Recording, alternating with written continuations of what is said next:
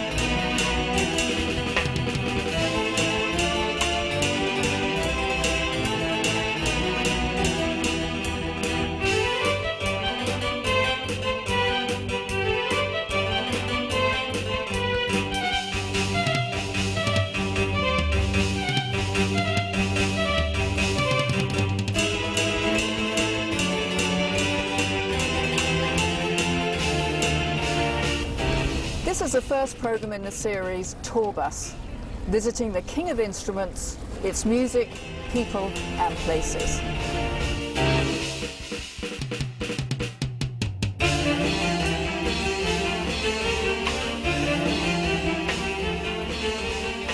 What happens, tell me the story when I put my hands on the keyboard. Start out with that sentence and tell me what you feel and what happens. What I feel is a tremendous power coming from the instrument, but it's also coming from me too. It sort of comes together, and especially on a big organ like this where you've got the really big pipes, 32-foot pipes, you can just feel vibrations coming through, and it's a fantastic feeling. And when you stop, you play a really loud chord and you stop, and you can hear it out here in the park, you can hear it bouncing off the Museum of Art. It's thrilling, it's just absolutely brilliant. What in your heart is the organ? What is the organ? It's the king of instruments. It was Mozart who called it the king of instruments. And it is. It's just not because of just the power of the loudness, but the power of the softness. You've got this huge, extreme sort of dynamic range from deafening to you've got to really hear it, and that's power.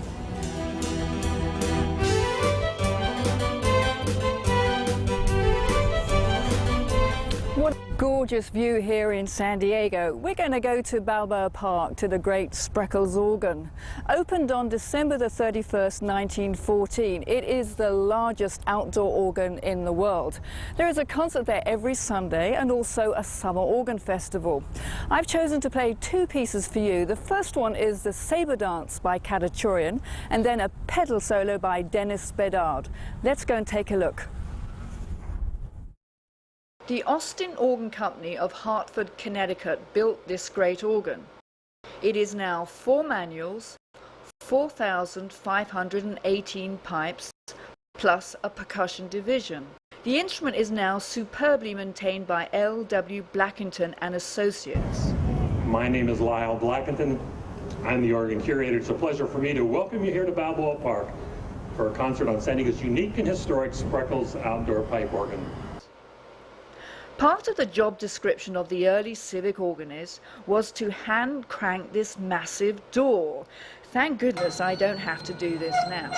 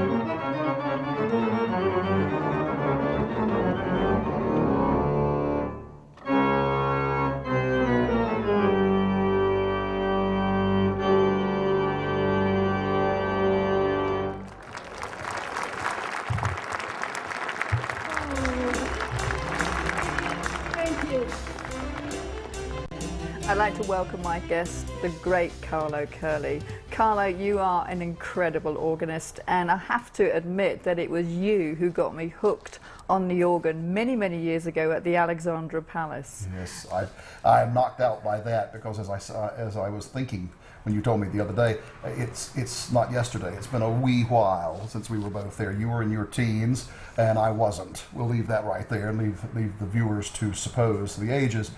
You've played all over the world.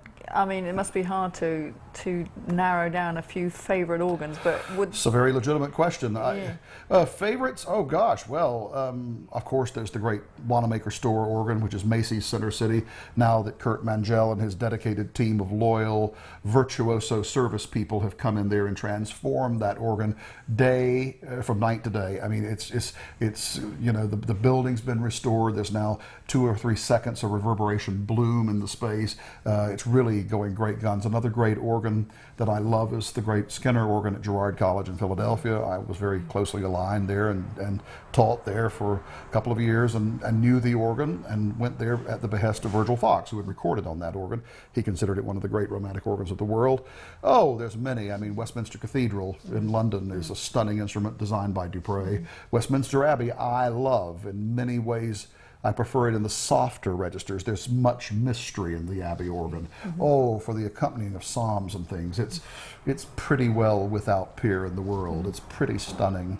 But if I just think there's many. St. John the Divine, and the Cathedral of St. John the Divine in New York has an organ which is just being restored now and will be back in a few months' time, so I understand. And I played a major recital in their Virgil Fox Memorial recital, and I will never forget the soft lighting, and there was a snowstorm and a sleet storm going on outside, and it was all uplighting and indirect lighting, and it looked almost pagan. You know, there was like a mist in the place, and the place, you can never fill it because I think it seats about 3 million, you know, but the crossing and the choir was full, a very appreciative crowd, and something happened that night. It's one of the best programs I've ever played. Something went from the organ, from the force of that instrument, into my hands and feet and head, and I just forgot the audience was there and just played for myself, really. And it was just, people were coming up and saying, "Whoa, what did you take?" You know, well, we want some of those tablets. You know, I said, well, I just love the instrument, you know. I'm thinking the Mormon Tabernacle, of course, in the Tabernacle is a stunning instrument. And of course your own stunning Austin at Balboa Park in San Diego is one of the most unique. I mean, it really in a way should be in England because it's eccentric. It's an eccentric thing. And most eccentricity lives and breeds in the United Kingdom. Do you know what I mean? I mean, it's people like Fawlty Towers, Basil Fawlty, John Cleese, and all these people, you know, who you can't imagine them being American somehow. You just can't. And you would think that it would just be the sort of thing that the English would have sort of in every town as an organ pavilion, you know, but it's here and it looks stunning. The sound of the instrument is amazing, and the full organ and the bloom of how it can build and how you find the magic and handle the audience and stuff is sheer terrific. Thank you. And I enjoyed, as you know, I've been just there today in this marvelous heat, coming from England and jet lagged out of my mind. But outside of that, don't worry, gentle readers, I am alive. There's more fight in the boy yet, more pluck to come, don't worry. Do you have a favorite composer? That's a hard one, isn't it, for a musician? Jeez. Well, you played 2 or 3 compositions today that are sudden favorites. One or two of them I'd never heard of before. You know, as I told a gentleman that was sitting next to me, I said, boy, I've got to come hear her more. I'll get more ideas on programming. I said, this is, I'm sitting there making notes. You know, I said, I've got to look this stuff up, you know, especially the little hymn setting. Oh, that was to die for. But I think, I actually like some of the Messiaen. I mean, people have a giggle. I think the Hindemith sonatas are fantastic. I play all the Bach trio sonatas are just divine. I mean, and I just don't say that because they're taxing and they're difficult to play. There's some beautiful, absolutely stunning writing. It's the major Bach pieces, a lot of Buxtehude I play. It is 300th year, of course, now, anniversary of his death. Wagner transcriptions I adore to play. I've made a point over the years of taking beautiful melodies that can melt stone if called upon so to do, and just trying to do what J. Stewart Archer and some of the great the great organists like Lemaire and so forth have done, of being able to take just a simple, almost innocuous melody and just surround it with this sexy, wonderful, milky counterpoint and great chords. And audiences love that, especially if they can go out whistling a tune to something they've heard that they know. You don't have to patronize them, of course, but it is nice that you give them a little of what they like, and I've always been a great believer in that. I mean, Horowitz did. If he played piano recitals, which I went to many times at Carnegie Hall, what got them going? Sure, they loved the Scriabin, they loved the Rachmaninoff, they loved the Beethoven, they loved the Bach Busoni, they loved all those things, but the Stars and Stripes Forever, which sounded like 4 people were playing, was the one encore that got them so agitated that it caught their smalls on fire. They were screaming. It made a rock concert look like a prayer meeting, and to think classic music can do that. You've heard some of the great legends. You knew Sir George Thorburn Ball. You studied with him. Very well, for a long time. Tell us a little bit about him. Well, everything had to do with singing. George, in a way like Virgil, but he more so, linked everything he did at the keyboard to the human voice. Everything was a song. It didn't matter. And I think he got that from Walford Davis, his predecessor at the Temple and with whom he studied. And he once said everything that Walford Davis touched turned into song, whether it was piano, strings, it didn't matter. It was meant to be sung. And it was at Virgil Fox's behest that I went to work with Thalben.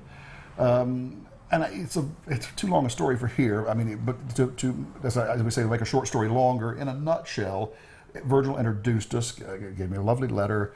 Thalben welcomed me very warmly, and I'll never forget. I played something terribly fast. I thought I would impress him. I was a teenager, and I went and got the stops and used his pistons and built up to full organ and something he played in a very un-English way, a very undignified way, a very scurrilous way, I think is how some English cathedral organists would call it. And Thalben gave me all this rope, and he kept nodding, and he was sitting there in the quite a portly man, and go on, marvelous, marvelous, and at the end, and the sweat was flying everywhere. Carol, I thought, oh my God. And I thought, I've got him. Oh, he'll think that's canny. Oh, that's good playing. And he said, Carlo, my dear. So he called everybody my dear. Oh, they were 5 or 500. He said, the first thing you'll learn when we work together, he says, the first rule of organ playing is very simple. He said, never, ever show everything in the shop window all at once.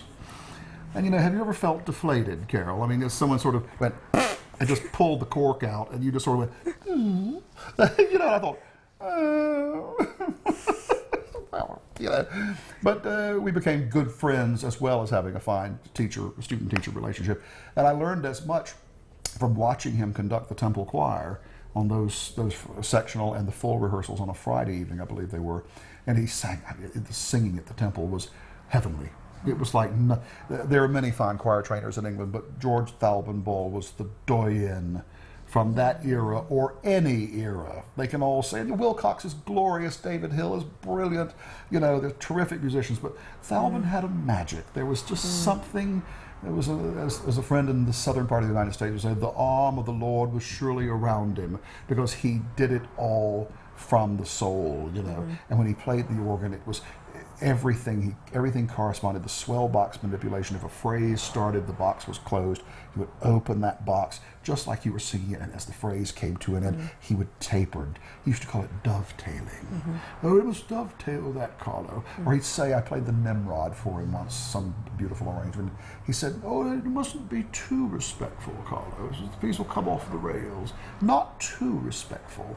And that sort of thing, And so I think what Virgil, I came as a sort of a mad kid who could play anything at any speed in virtually any key. And Thalben really just honed it, and said, start playing more musically, make it sing. Don't make it an amusement park. It isn't, this is really great music you're playing. And he taught me how to listen more than anything else.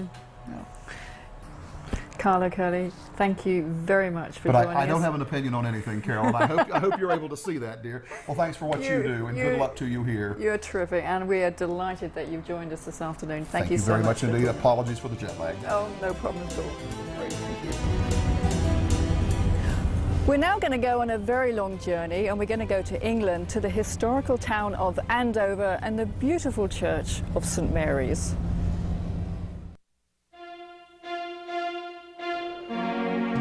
Many years ago, after I gave a concert in the West Country, my dad drove us back home to Hampshire.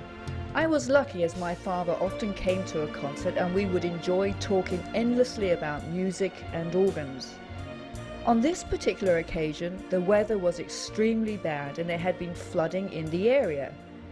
In the early hours of the morning, we came to Stonehenge and the wind was howling hard. There on the horizon, lit by a full moon, were the massive historic stones. At that moment, we both became silent as we drove past. There was some sort of strange atmosphere, maybe magic, being given out by these prehistoric monuments. Dad and I will never forget that memory.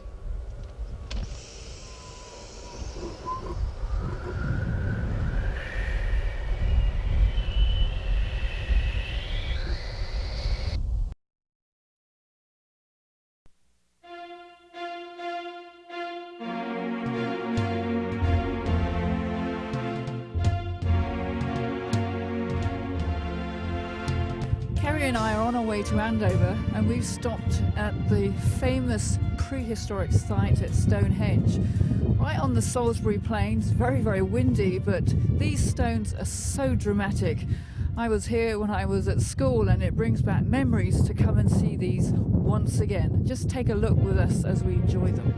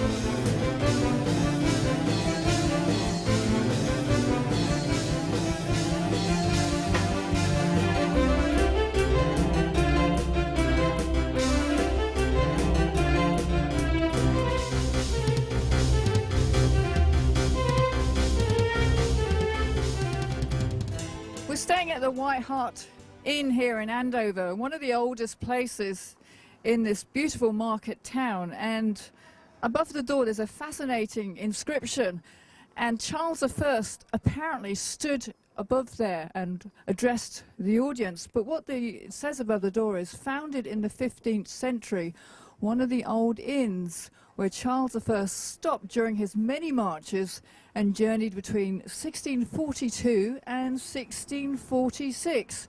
So this is quite a famous place. Lovely to be here.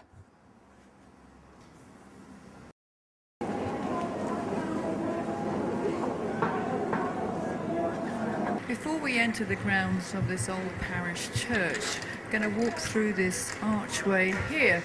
Dates back to 1150, forming the west doorway, as it says here in the old script, forming the west doorway to the old parish church. And looks pretty old to me, so I'm going to walk up these steps.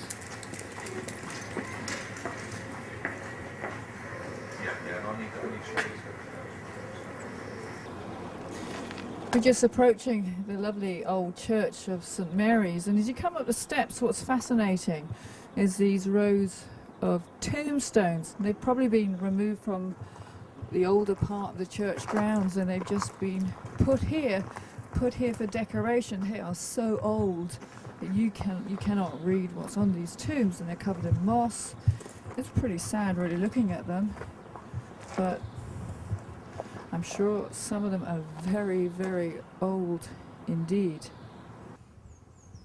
We're in the beautiful market town of Andover in the heart of England. It's a beautiful spring day, a little bit cold, very, very sunny. The birds are singing and the daffodils are swaying gently in the wind.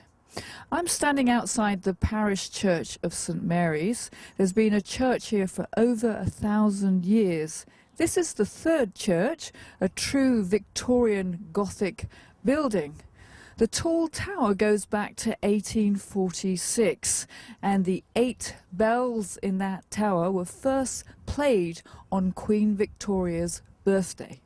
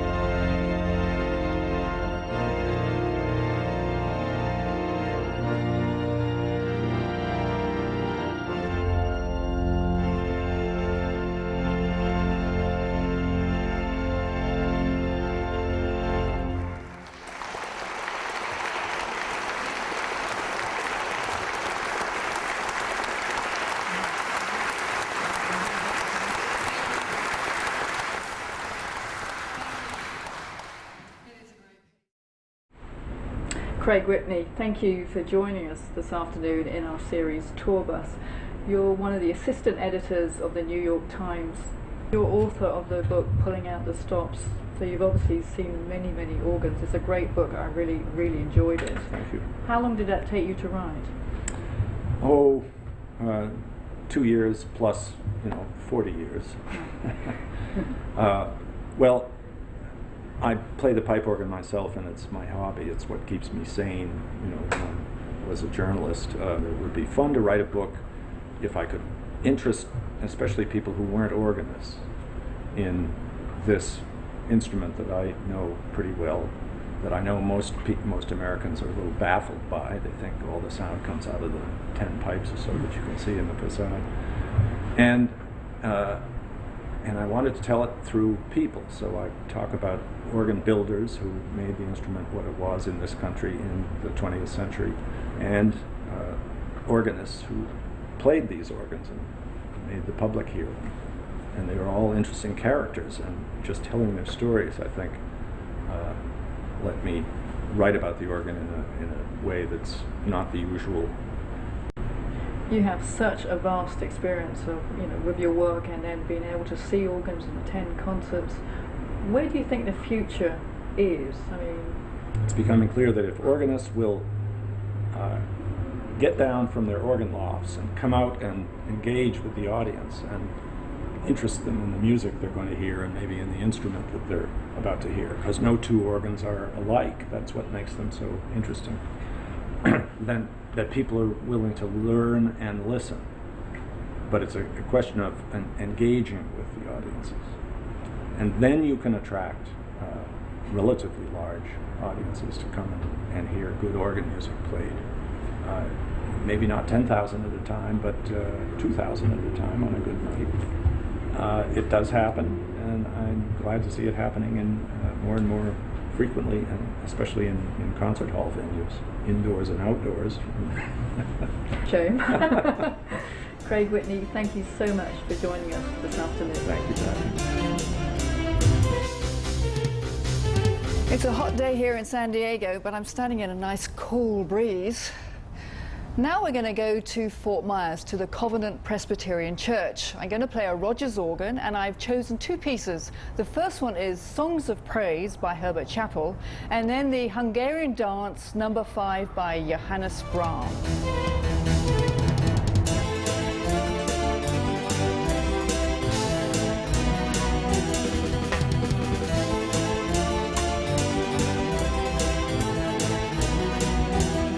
I'm here to play a concert in January, and the weather is absolutely beautiful. Here is the organ. It's a 4-manual custom Rogers instrument. It's got a MIDI expander on it, a PR300, and it's a lot of fun.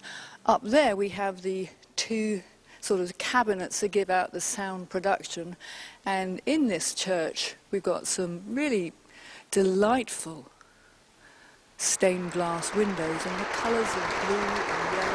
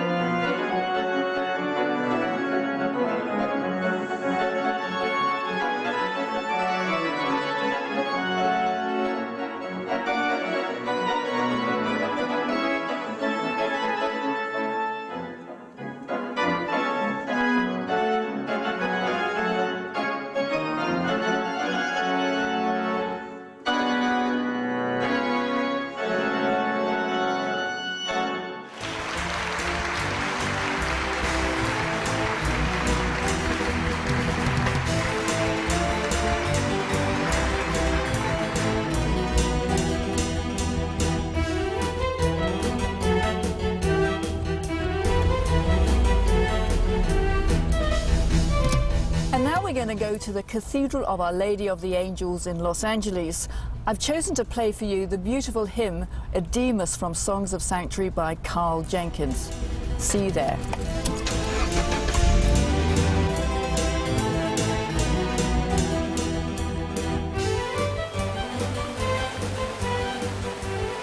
The Cathedral of Our Lady of the Angels is just a few blocks from the amazing Disney Concert Hall. Both the cathedral and the Disney Concert Hall are extreme statements of modern art. You either love them or hate them. The Dobson organ in the cathedral is 4 manuals, 105 stops. The top of the organ case to the floor is 85 feet.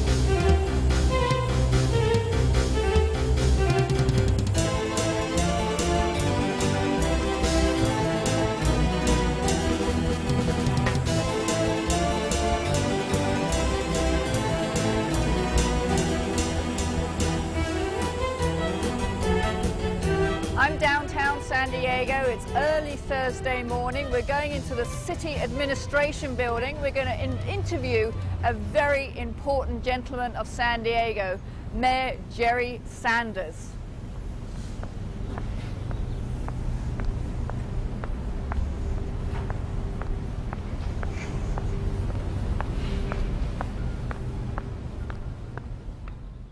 Mayor Jerry Sanders was elected the 34th Mayor of San Diego in 2005.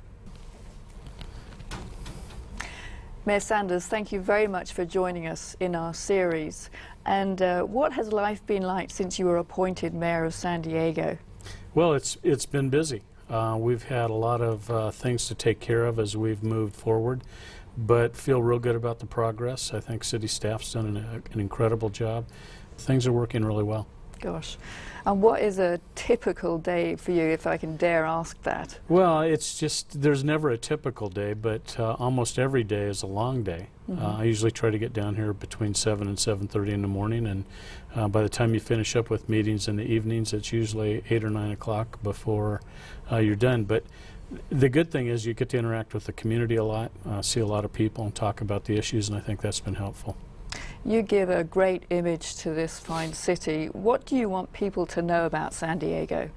Well, San Diego is just a beautiful place. I mean, physically it's beautiful when you look at the beaches and the bays and the way the city's situated. But the community is also a great community. I mean, people come here from all over the world because they want to live in San Diego, and I think that gives us a very diverse mix of people, a very diverse mix of arts and culture, of people who enjoy the beauty of San Diego and also the lifestyle. America's finest city is the name for San Diego. Do you know who gave it the name? Well, I think that happened by Pete Wilson. I think it was in the 70s when we were supposed to have the Republican National Convention here, and they pulled out at the last moment. And to bolster the community spirits, I think that we took on the phrase America's finest city, and it's stayed with us for the last 30 years. What part of your work do you enjoy most of all? Well, I think that getting out and talking with folks, letting them know what we're doing in the city of San Diego. I think a lot of people don't have time to read the newspapers or necessarily see what's really happening. So when you get out and get a chance to remind them of the fact that we live in a great place and we're fixing the city and they can be proud of it, is one of the things that I really enjoy the most. You have a really full schedule, but do you actually have any free time at all? I get a little bit of free time, and I think one of the things that you learn when you're in a position like this is small blocks of free time really mean a lot. Time you can spend with your family, time you can spend going to Balboa Park, time you can spend going to the beaches. It just makes that little bit of time very worthwhile. Do you have a favorite part of San Diego? Well, I love Balboa Park. I think it's probably one of the most beautiful parks in the country, maybe the world. I know that my wife really enjoys it. She rides her scooter down every Saturday and visits one of the museums and just rides around the park. So I think we both are really favor Balboa Park. I've been the civic organist for 6 years. It's a great job. What do you think of the Spreckels organ? Well, it's a piece of history. It's been recently upgraded, and I think the city's very proud of it. It's a great venue for different types of activities, but also for the organ concerts. Draws people from all over the region to come down to Balboa Park, and it's a great place just to go out and sit and listen to music. It is certainly a great place to listen to music. Do you have a favorite composer, dare I ask that? No, well, I'm not really into classical music that or anything, much. Yeah. But I enjoy a lot of music. I listen to music all the time, and in fact, when I'm home, music's always on, but it tends to be more in the older rock and roll and stuff that I grew up with. And finally, what do you see as the future of America's finest city? Well, I think our city's finally starting to mature. I think we're seeing more of a vertical city now, a city that has high rises and downtown living, and we've got mixed-use retail and living, which I think makes it an exciting city, and I think it's becoming much more vibrant.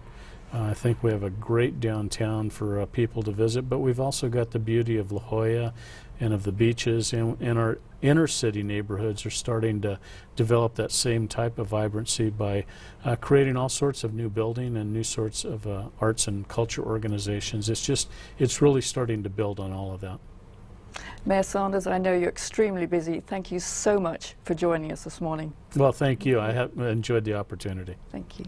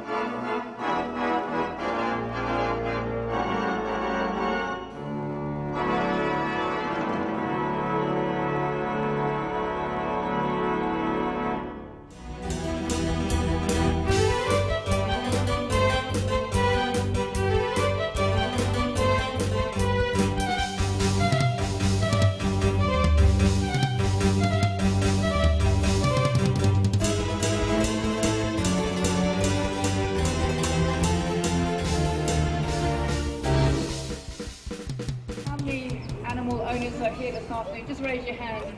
Oh, brilliant. Everybody say a woof. Come on. On February the 25th, 2007 at the Spreckles Organ Pavilion, we had a fundraiser called Bark in the Park. All the proceeds went to the San Diego Humane Society. I included such music as Tiger Rag, Baby Elephant Walk, Alligator Crawl, and then ended with a doggy parade.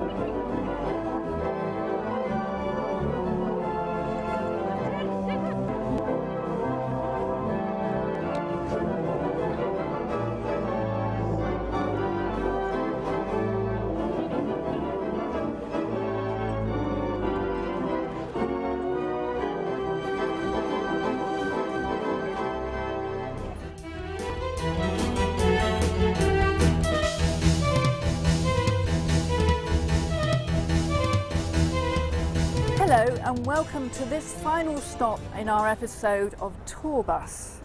I'm standing outside the famous Shakespeare's Pub and Grill in San Diego. Established in 1990, Shakespeare in the last few years has been voted the best pub. Even though we're in the heart of San Diego, Shakespeare's has the atmosphere of a true British pub. Let's go inside and have a look. I'm joined at the bar by Paul Crawford, who is the proprietor here. Paul, thank you very much for joining us. You're welcome. You have a really great pub here, you really do. Thank you. Who came up with the name Shakespeare's? It was my dad. My dad lives back in England. He came over and we have a little theatre next door and we couldn't come up with a name.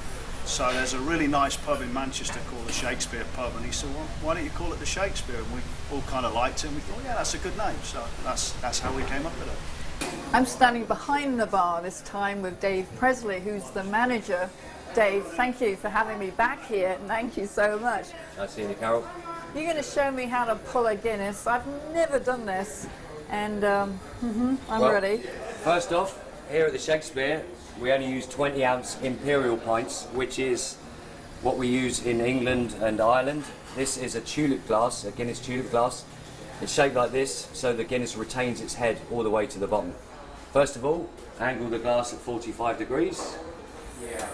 Pull the handle forward, and then just to the top there, we'll let that sit. Should take 119 seconds. When you let it sit, you can see the Guinness cascading up the glass there.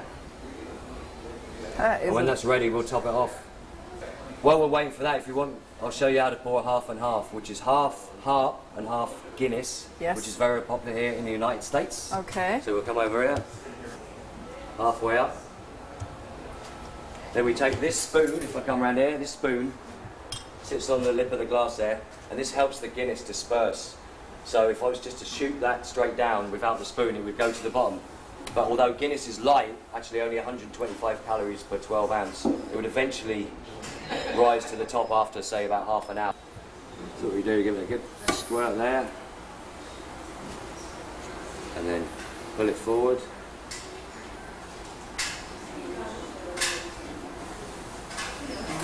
And there we have it. That's perfect. Okay, the Guinness looks like it's ready to go now.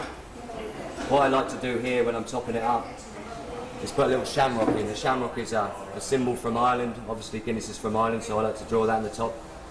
Gives it a little nice touch. Start here, go around here.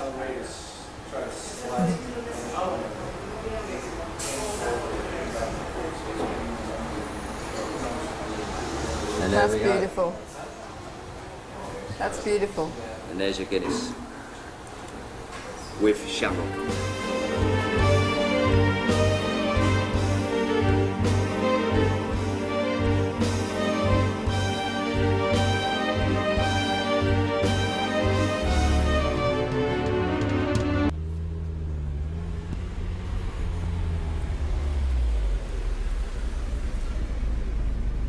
And now we're going to go to the Cathedral of Our Lady of the Angels in Los Angeles. I've chosen to play for you the beautiful hymn Adiemus from Songs of Sanctuary. And I need to...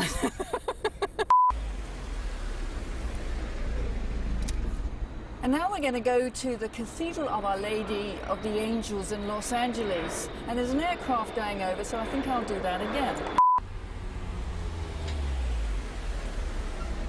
Your phone's ringing. Okay, we're rolling. This is the first program in the series. He started banging.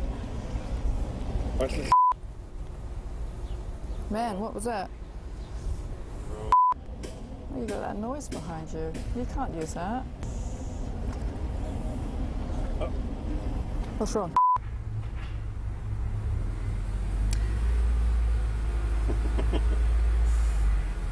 All right. Take care. Bye for now. That's it for now. Bye. Bye for now, right? Bye for now.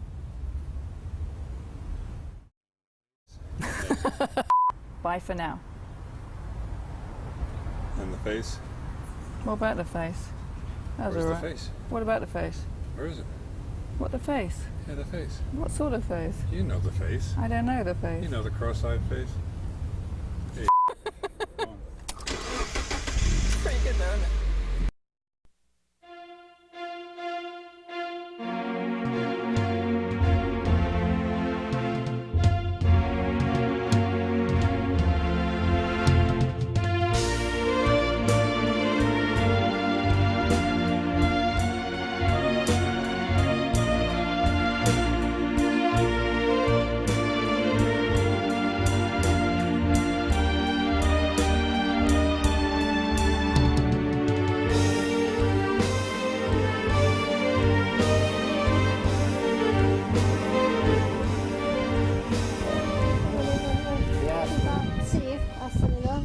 Out. Come on, go. Couldn't do without him. No. Come on, Steve, come over. Okay. Yeah. We're just capturing a bit of film here. Right. Kathy, Rob and Steve working on the farm here. What's the name of the farm? Niaz. Niaz. Yeah. Yes. What does Niaz mean? The hall. The hall. Actually, how old is the farm? Pretty old. I think the farmhouse goes back a long way. Yeah. So we can only trace it back to 1740, but obviously I think it was here much before then. Yeah. Yes. 1740, that's pretty old actually. Yes. Yes. Yeah. Yeah. Don't get that in the States. Right? Yeah. Is it, have all your family been in the farm? Yeah. Generation here. Yeah. Yeah. Yeah, they came here in 1867, 68 somewhere. So the families were named like Williams? Yeah, no, it's changed, yeah. Yes. Yeah. It was my mother's line that had it originally, Yes. so they were Thomas. Yeah. Thomas, all right. Yeah, and then my father joined up and we all became Williams. Yeah. How big is the farm? Yeah. How many acres do you have? It's about 170 acres. Wow. That's a lot. And how many Well, work? not today, no. It's only a small farm today. But Really? Yeah. medium-sized when I started. Yeah. Yes, things are putting everything together now, like everywhere else. You know, it'll be a ranch eventually, part of a ranch, I think, eventually. The way things are going. How many work on the farm? Yeah. How many of you work Yeah, here? us three. Three. For all that time. Oh, wow. Yeah. This is the lady that feeds us. What time do you get up in the morning? Yeah, help us out isn't it, when we're busy. Yeah. What time do you get up to start work? Yeah, not that early. 7:30, isn't it? That's Yes. not bad, is it? Yeah. No. I thought it would be really early. No. When it's dark, you can't do a lot until it gets light anyway. Yes. It's, And the same in the summer. There's a lot to do around. You can't really start harvesting or anything until the sun has dried everything out. Yes. So we tend to work late at night, Yeah. more than early in the morning. Must be lovely, actually. Yes. And Mum lives down in Chemeyes. It's That's right, a beautiful yeah. spot here, isn't it? Yes. Well, I'm Yes. glad you think so. It is lovely. Yes. Do you have these turbines on your land? Yes. How many yeah. turbines do you have? Yeah, we've got 4 up there. 4. Yeah. They're quite big, aren't they? Yeah, they're small compared to the ones that are going up now. Really? Yes, yeah, they're 3 times the size, some of them A man for spot. that are going up now. Do they run all the time? Yes, yeah. Yeah. Yeah. And what they obviously provide power for Yes. Yeah. for around here. Yes, into the national grid. Okay. Yeah, they provide about 300 kilowatts each. Those. They're part of there's 20. How many are there altogether? 24. 24 altogether. Yeah. Yes. Yeah. Yeah. So you're up in the festival in Beaumaris? I am. Oh. 22nd of May. Yes. Yes. Tuesday night. Yes. Yeah. Yeah. Oh, it's lovely, all these noises, aren't there? All these. Are they waiting for breakfast, are they? Yes, they are. Yeah. Oh, look. Oh,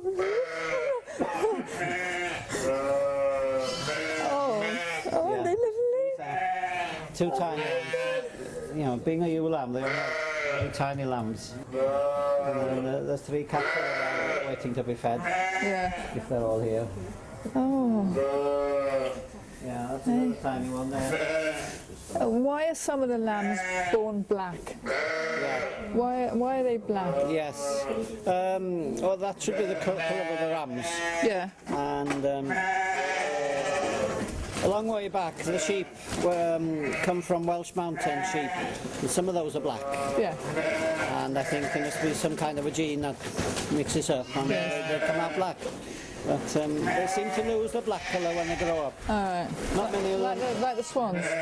Yes, could be. Like the swans. Yeah, a lot of the sheep we keep, when they're lambs, to be sheep, and they're black then. Yeah. By the time they get old, they seem to fade, and they're not. They lose the black. No, the colours on them. You see lambs, sheep with blues or whatever. That's to the farm, is it? Is that for the specific farm? The colour. We've done that, yeah. Is that to say it's because it's your sheep? No, it's more complicated than that. Are you referring to that yellow? I'm referring to like the blues and the red on the sheep. Yeah. Well, they go through different processes, We have to mark them to make sure they've been. We have to dose them and inject them. All right, so it's like their inoculations. Yes, yeah. It wears off. It washes off all that colour. That's good. Can I put my hand down and? Fine. Can I? Yes. Oh, I'd love to. Yes. Oh, isn't it lovely? The little one. Put that one back. You don't give them names, do you? We do, yes. What's this one called? When they become pets, they get names. Do you actually keep them as pets?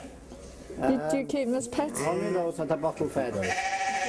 Yeah, only those that are bottle fed. Oh, let's put you back and have a look at your little... Yeah. Oh, I know. Yes, darling. Oh, you're lovely. Oh, that's I'll reach that one over there.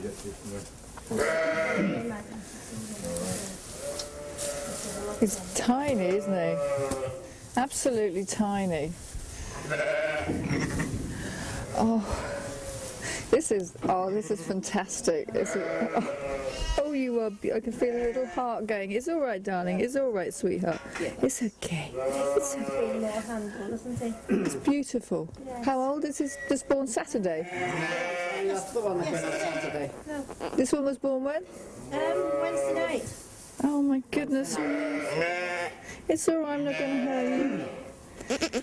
Oh, it's wanting to go out to the theatre, and Robert came up, and there they were. Oh, it's so beautiful. Oh, you can. Oh, it's lovely. No. It always happens when you want to go out. Yeah. So are you going to feed that woman some milk then? Right. So beautiful.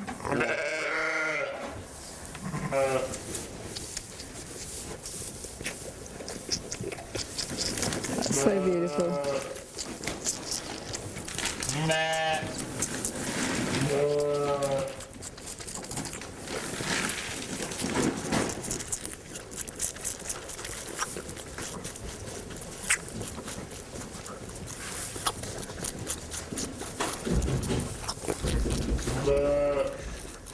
You've got quite an appetite.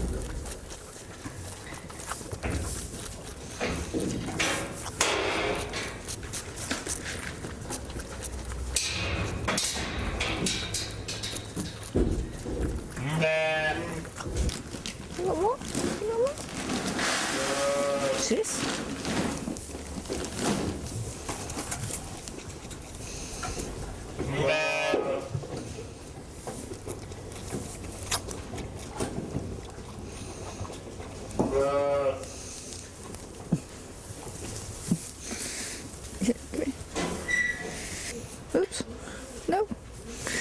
pretty well, actually, isn't it? You're quite big, aren't you? Yes, so we'll take you home to your mummy. Come here. When did they get onto solid food then? Well, they eat nuts now and silage. Yes. He's quite a babby. Oh, he's beautiful. The fur is really thick, isn't it? And they get shorn just before June. June usually. How often do they get shorn? Once a year. Once a year. Thank goodness. That must be a major job, is it? And where does the wool go? That goes straight to a... It goes down to Port Maddock, to a place, and they make it into carpets and things. It's too coarse for clothes. Why is that? It's too coarse. It's too itchy. So what will wood from a sheep be used for clothes? Is it a certain type of sheep? Yeah, I think more softer sheeps. Softer sheep. Gosh. Shetland is, isn't it? Yeah. As I say, these pens would all be full. Yeah. You know, to run for them.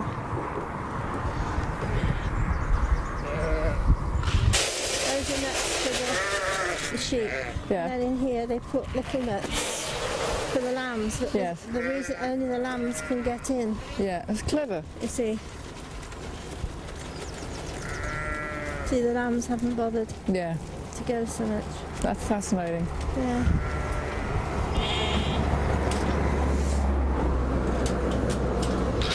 That's where they put the smaller nuts.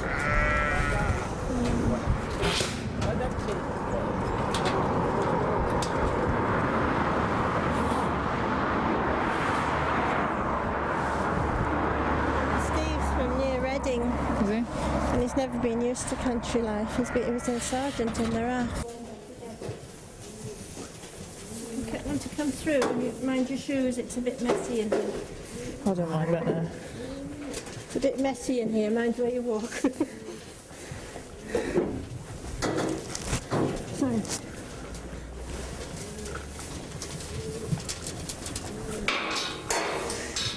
Do you have other animals as well? It's mainly sheep. We've got cattle, yes. Yeah. Oh, look at them. That's a beautiful little chap, isn't he? He's fed the two big ones, you see, and they've taken all the milk. So they'll go out and we'll put them somewhere near the house. So we can still feed that one. Oh. When were these born on? These were... Oh, these must be about 2 or 3 weeks old. 2 weeks, they're quite big, aren't they? Yeah. This is Mum, obviously. Yes. How old is Mum? Robert would tell you. How old is Mum?